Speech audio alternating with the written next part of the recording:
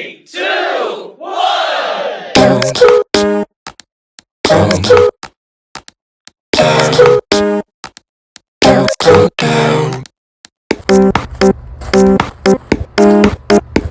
Stop asking me to care about you blasting in the air for clout. If you want me to dance around, explode to space and don't come down.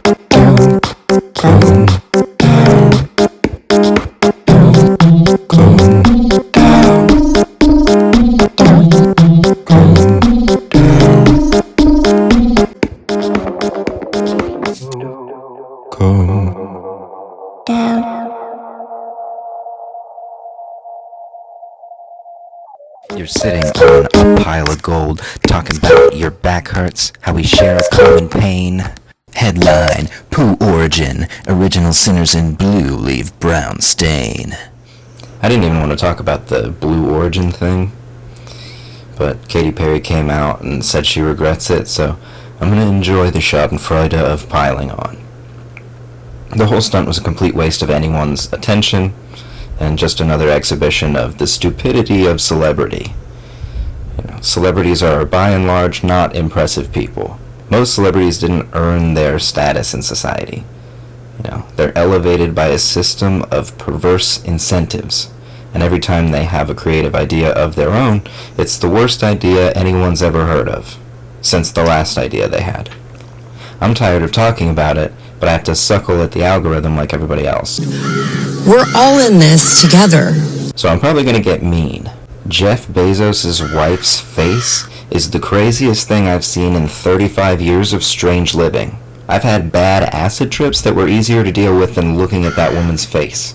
Last week I was singing about this theory that we're in a consciousness prison being fed on by a cosmic bug who eats our bad feelings.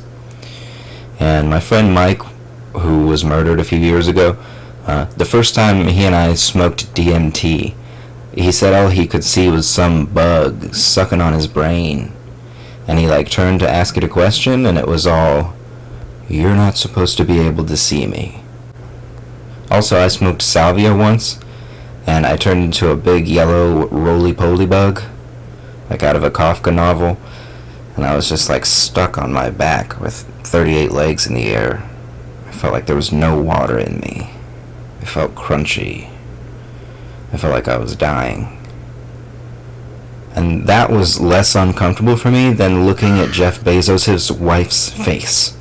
She really freaks me out, man. If I didn't know they were doing the Blue Origin launch, and a capsule just fell out of the sky and that woman came out, I'd think we were being invaded by aliens. At best, she looks like an alien wearing a poorly made human costume. But it is fun to watch the wealthy turn themselves into a grotesquerie. It proves that you have to be an absolute maniac to succeed in the modern world. Which means what? That the world is run by psychopaths. And you don't need any degrees or special powers of observation to recognize the psychopathy of the wealthy and ruling class. You can just look and see their derangements. And I appreciate that. Like in Bezos' wife's case, it makes it easy to spot. I like when a person's mental illness changes the shape of their head. She used to be pretty, too. Gorgeous, actually. Her original face was like the light bulb part of an anglerfish. With the jaws of body dysmorphia lying open in anticipation at the edge of the darkness. Now she's filled her face so full of goo you can spot that crazy from the International Space Station. She doesn't look like she was born.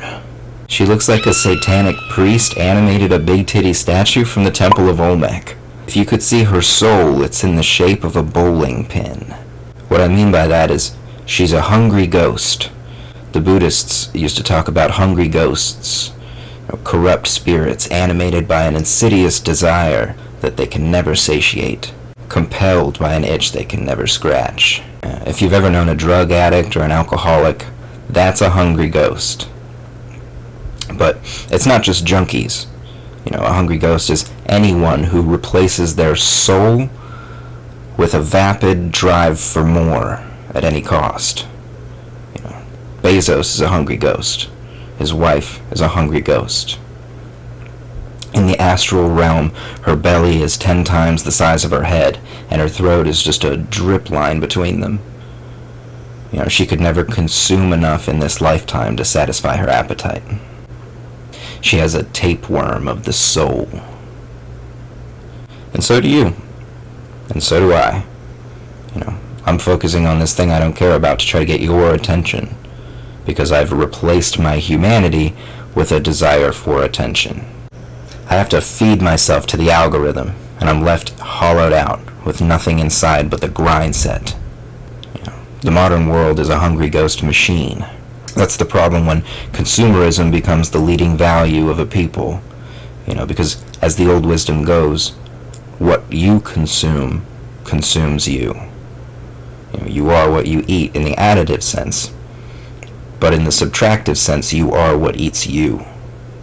Like when a sculptor scrapes and chisels away at a block until all that's left is the art. In the same way, we're shaped by the pieces bitten from us by family and friends and lovers and enemies. And this is the natural way. The life we've known for hundreds of thousands of years. Until the last 100 years or so. Now we've electronically grafted a mechanized cookie cutter onto all of our consciousnesses. We stare into the black mirror of our phone screen or the TV, and we're agitated by the illusions presented there. And we change our behavior. Like demonic possession, we become possessed by the spirit of what we see, and we act it out in the world. We become obsessed with getting positive feedback from our followers and vanquishing the demons that persecute us in our replies. We feed ourselves to this machine, and we're shaped by the bites it takes out of us. Your belly gets bigger while your neck hole gets smaller. Or your fake ass gets bigger while your microplastic-riddled taint shrinks. Addiction replaces agency. Compulsion replaces deliberation. Impulse replaces decision. You become not fully human, like an addict, because you are an addict. The Hindus described it as the horse steering the cart. Your animal instinct takes over, and your higher functions lose control of your direction. Or if it helps, the car goes full self-driving mode right off a cliff, while the passenger masturbates onto an iPad for her subscribers. Modern living turns you into a smart car. It turns all of us into smart people. Unthinking, unfeeling, purely reactionary programming. We don't know, we Google. We don't think, we chat GPT it. Or we at Grok. We're smart people. We run on an alternative fuel source, an admixture of booze, amphetamines, processed carbs, and fentanyl. We're trained from the time we're children on a database of Coca-Cola Christmas commercials and Disney brats and Marvel propaganda and CNN sensationalism and Twitter videos of people dying and hardcore porn. Pig feed. Dopamine slop. Flashing lights and candy to get you hooked and looking for the good stuff. A terrorism of the spirit.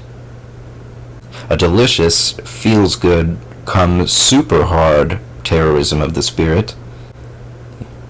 We have a candy culture. We are the sweet tooth civilization. Like how sugar tastes really good, but if it's all you eat, it rots your tooth, and your pancreas fails, and you get diabetes, and your dick stops working, and your feet fall off.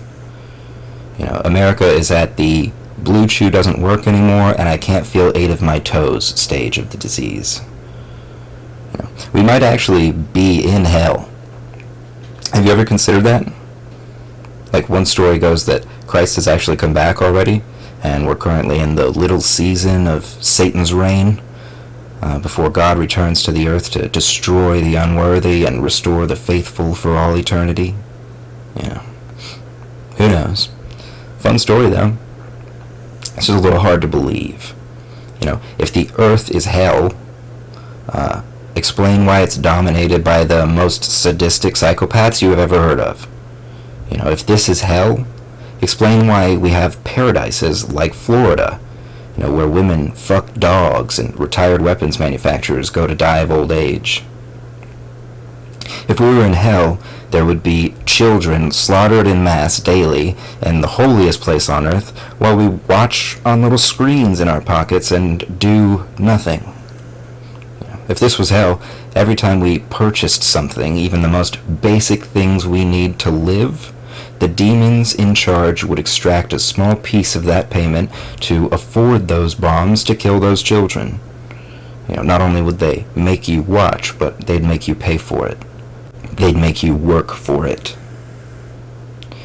The demons of hell would make it so that whether you know it or not, whether you like it or not, every effort you make to feed your own family, find a home, clothe your children, the demons of hell would make it so that everything you do as a natural human being comes at a cost, extracted by them.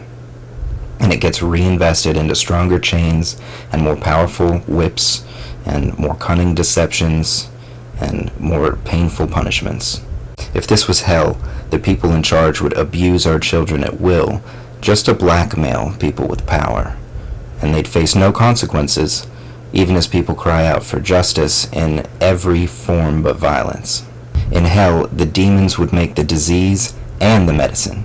And the medicine might make you sicker than the disease. Brought to you by Pfizer. If this was hell, the wealthiest people who've ever lived would blast themselves off into space for no reason and get mad at you for not watching because you were too busy looking down at a collection notice you couldn't pay.